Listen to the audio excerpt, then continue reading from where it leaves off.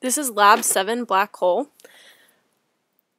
The problem that we're given is can we calculate the mass of a black hole if we are given the position of a star as well as its motion and its mass, and given the position of the black hole? Yes, we can. We can calculate the mass using a computational model that takes the experimental data and outputs a mass. The computational model, this is the code written using the relationship between momentum and force and velocity and momentum. Then using this force, we have an equation that calculates the mass of the black hole down at the bottom labeled hole. What does it mean? We want to analyze the different forces.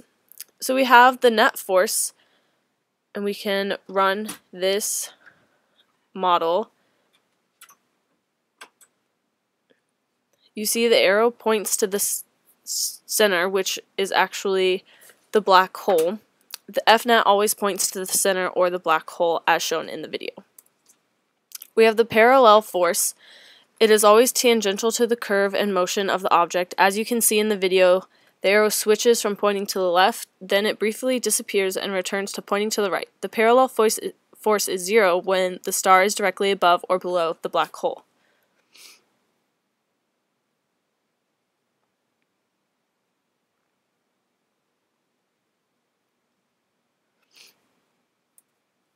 Then we have the perpendicular force. The perpendicular force is pointing radially inward, but only matches the arrow of the F-net when the force parallel is 0. Otherwise, it is slightly more or less to either side of the F-net arrow. F-net does not equal F perpendicular unless F parallel is 0.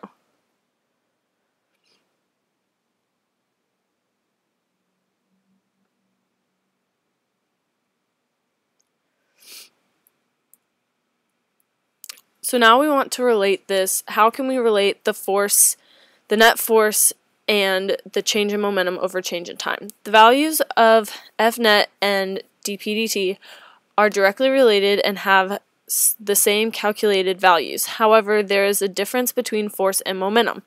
Momentum can be measured and then you have dp/dt, but force is only a calculated value. You cannot measure force, but you can quantify force. There's a difference.